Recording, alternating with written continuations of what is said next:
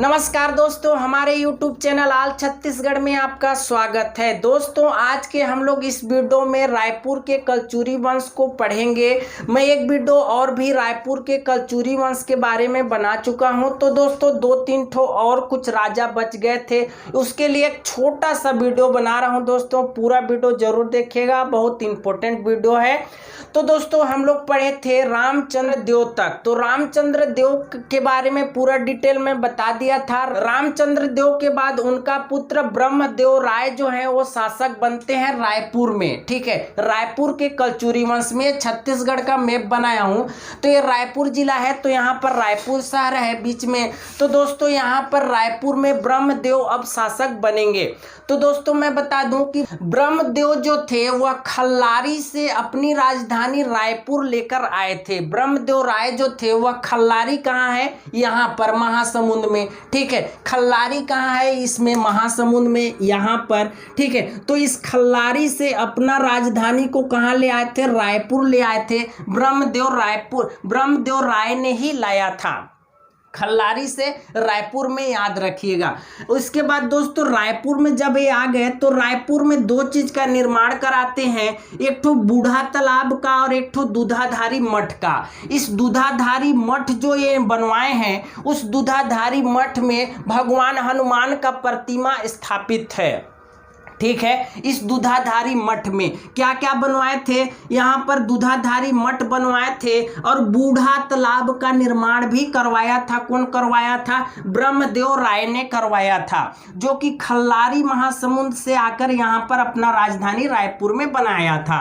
ठीक है, अब देखिए दोस्तों, मैं बता दूं, इन्हीं के काल में एक रायपुर से शिलालेख प्राप्त हुआ है, जो कि ब्रह्मदेव राय का ही है।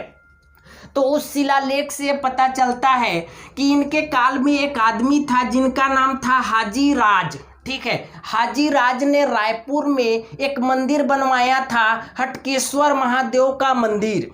हाजी राज ने हटकेश्वर महादेव का मंदिर रायपुर में बनवाया दिया था ब्रह्मदेव राय के समय, कलचुरी राजा ब्रह्मदेव राय के समय। इसको याद कर लीजिएगा, पीएससी का क्वेश्चन है, ये आया भी था। ब्रह्मदेव राय के समय हटकेश्वर महादेव मंदिर बनवाया था।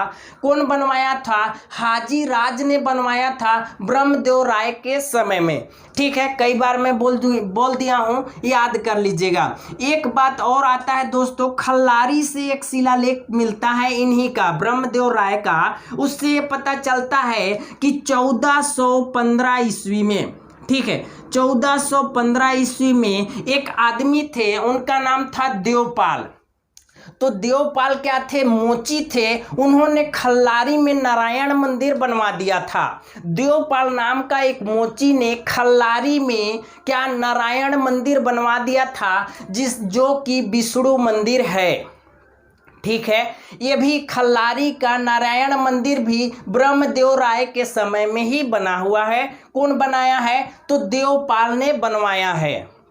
ठीक, आगे बढ़ूं। इसके बाद देखिए दोस्तों, इसकी जानकारी ब्रह्मदेव राय के बारे में पूरा हम लोग पढ़ लिए। इसके बाद अगला राजा आते हैं, उनका नाम है केशवदेव। ठीक है, केशवदेव यहाँ के गद्दी पर, कलचुरी वंश के गद्दी पर बैठते हैं। कहाँ? रायपुर के गद्दी पर। ठीक है, तो केशवदेव को दोस्तों यहाँ पर लाहुरी शाखा स्थापना करने का श्रेय आता है। ऐसा माना जाता है कि केशवदेव जो थे वही रायपुर के कलचुरी वंश का स्थापना किए थे, लाहुरी शाखा का।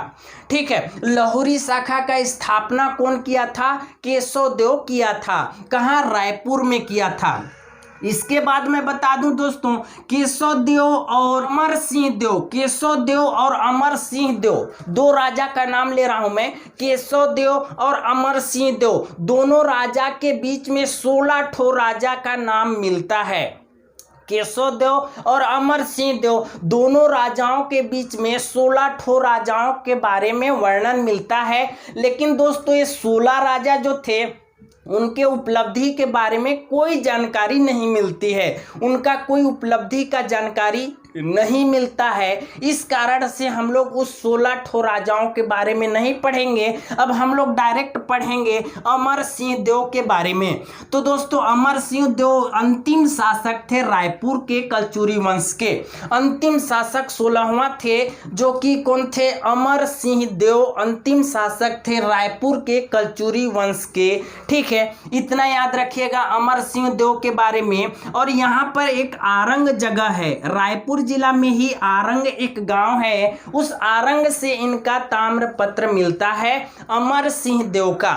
एक बार और बताता हूं, अमर सिंह देव का ताम्रपत्र आरंग से मिलता है और अमर सिंह देव जो थे वह रायपुर के कलचुरी वंश के शासक थे। तो दोस्तों इस प्रकार से वीडियो समाप्त होता है। एक मिनट दोस्तों ध्यान दीजिएगा, मैं इस वीडियो को बहुत छोटा इसलिए बनाया क्योंकि रायपुर का कलचुरी वंश बस यही 3 ठो राजा बचे हुए थे और अब मेरे को बताना है रतनपुर के कलचुरी वंश के बारे में।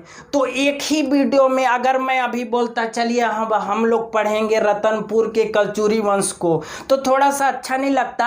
इस कारण से मैं ये छोटा सा क्लिप वीडियो बनाया हूं, इसको पूरा देखे होंगे आप लोग, मुझे उम्मीद है।